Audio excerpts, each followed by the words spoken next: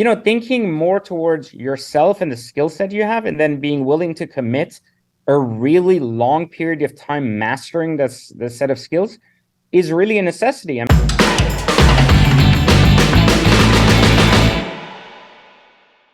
Having a W-2 job feels good and you feel excited because you're like, oh, well, I'm guaranteed money, right? But then it's really about your personal take on what is good money and what is real money. Like, I've always had aspirations to have, multi-million dollar homes and cars and planes and stuff and things that the majority of people would say, well, this is for a later time. I've always wanted to have a Lamborghini very young.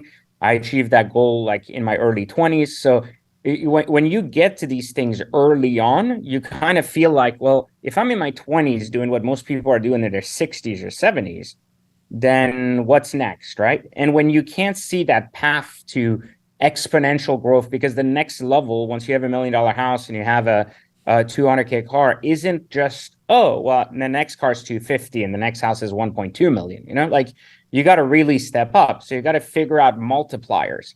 And I just never understood what the multipliers were in the business role I had in my W-2. So I was like, even if I became the CEO of that bank, right? Even if I became the highest top tier person, like I wasn't going to have a $5 million yacht. I wasn't going to have an airplane. Like I looked at these things and that didn't really appeal to me. So, when that transition happened, it wasn't about like, well, I got fired, so it kind of made it easy. I already had a side business at the time, but even when I left, the benefit I had is that I've always taken having a job very seriously.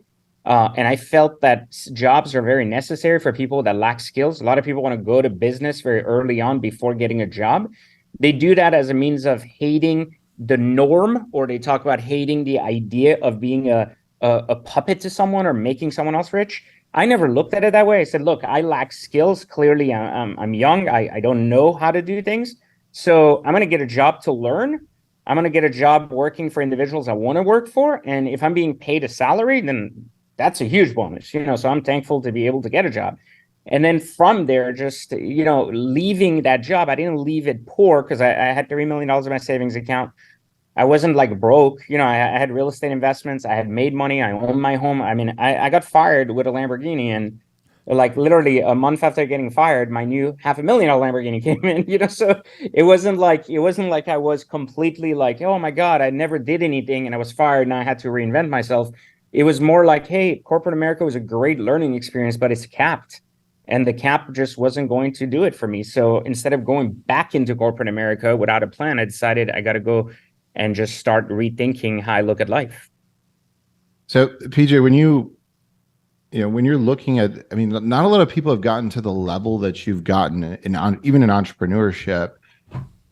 How did you keep leveling up and getting to that next income level, making sure that you weren't capped and seeing the bigger picture? What are some ways that you went about doing that? So for me, it wasn't, a lot of people say I had this big vision of creating this next Apple company or something that's like huge and et cetera. On the contrary, like it was quite the opposite for me. I said, what am I really good at, right? Like I was like, hey, I have a background of finance. I'm fantastic at this stuff. I understand money beyond and above what other individuals my age understand. And I have this competitive advantage having had skills and an understanding of finance system.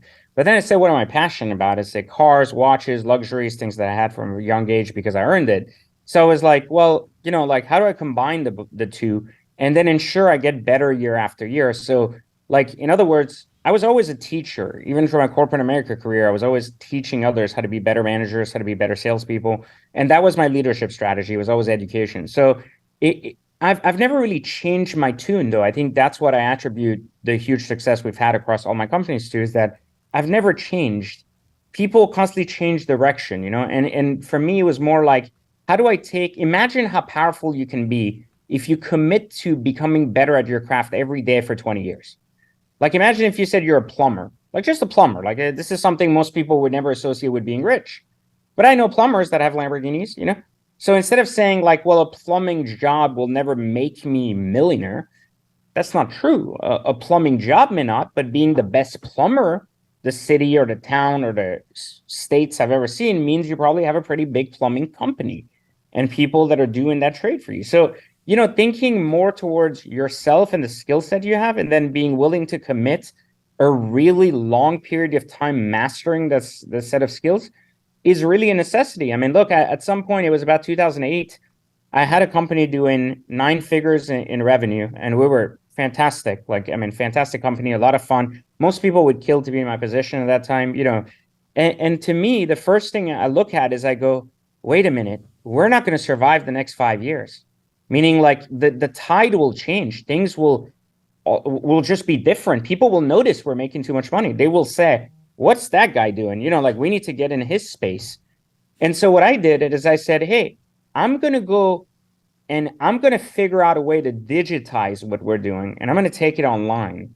And I'm going to figure out not how to not be a teacher anymore or not do the same thing we're doing and completely go into a new game, but rather how do I take what I'm doing and digitize it instead of how do I reinvent a new business? How do I digitize what's working? Because that's the future. So instead of looking at it then as I need to reinvent myself, I said, how do I just expand myself in this new place? But here's the difference between me and other people. I quit my company as CEO and went to learn for 5 years how to make money online before digitizing my 9 figure company. So think about this, like you're making a ton of money and you go, I'm finally rich. I'm finally have all this money. I'm finally able to do all the things I want. And you go, in order to maintain that and be able to grow past that, because I'm still not in a place where I had at the time 2 airplanes and this and that and this, you know, like whatever you want. So I said, how do I get to that place? Well, clearly, if the trajectory is that in 5 years I'm going to have 40 competitors and be out of business, or be sharing that revenue with 10 other people, probably not a good place to be, right? So I have to think further and say, what I want to digitize myself, but I know nothing about the internet. I know nothing about blogging. I know nothing about selling stuff online. So I go, I'm going to take 4 or 5 years, build a business online just to learn how money is made online. And then I'm going to digitize my existing business to tap into that resource. And look, in the first 4 years I thought online, there were 3 of us, like built this first company that had nothing to do with my larger 9 figure company. And it literally made $40,000. So I gave up a $3 million salary, like a $2.7 million salary, to go and learn how to make $40,000 split between 3 people for 4 years. But you know what happened? The year after, we made $400,000, and the year after we made $3 million. And what happened there is it took me basically 5.5 years to learn how to make $3 million in net profit on the internet. But what was really powerful about that is that it took me, you ready for this, 1 year when I launched my second platform to make my first million. It took me 1/4 the next platform I launched, and now we won't launch a new company unless we kind of guarantee it does $1 million on opening day. You know, so there's a very different dynamic of a playing field, but this is the power of investing in yourself from a state of I have to learn how to be the best at this, and that may take years. I mean, people think they can go to medical school for 15 years, but when it comes time to starting a business, they should just figure it out in 3 weeks. And unfortunately, that's not how this works. What do you think makes a powerful platform? Because you're really good at building. Yours is huge. I mean, it's twofold. I think it's giving up the early money for the long term survival of the platform. You know, like I'm approached probably 10, 15 times a day. Would you like to sell my course to your students? Would you like to? I have this new course on real estate, on Bitcoin, on this and that. Oh, we're making millions doing this. I can share this with you. And I'm like, no. And they're like, I don't understand why you would not. Grant Cardone had me on his stuff. I'm like, I don't give a shit what Grant Cardone does. You know, like, because the way I look at it is like, okay, well, it's not about what other people do or how popular you are. It's how relevant you'll be in 10 years because I still plan to be here. That's the difference. You see, like I'm not building an infomercial business that's going to be gone in 3 weeks and where I'm leaving and students are left in the, well, go fuck yourself. Forgive me for saying, and I don't care.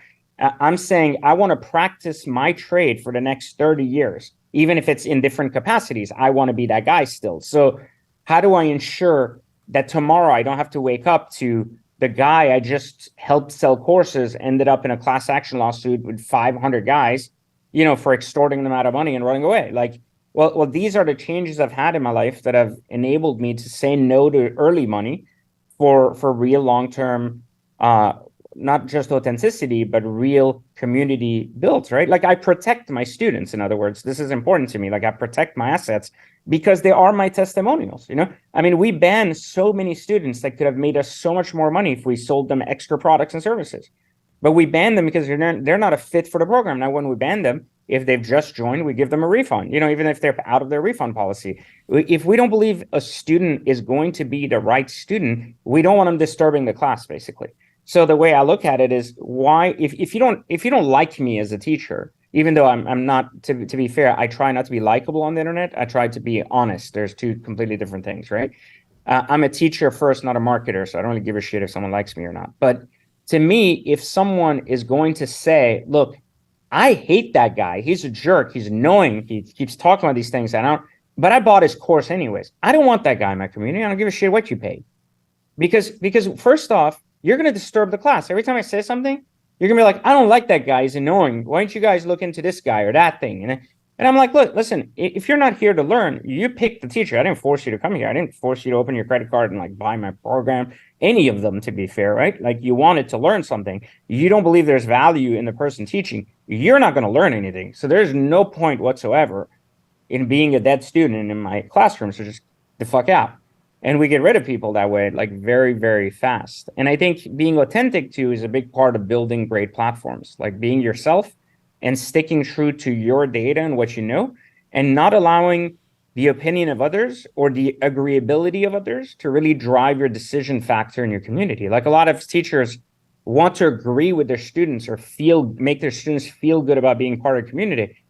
I don't really give a shit. I'm like, listen, this is how classes run. I'm the teacher. I teach you, not you tell me how you want to be taught. If that's not a fit, then go find it elsewhere.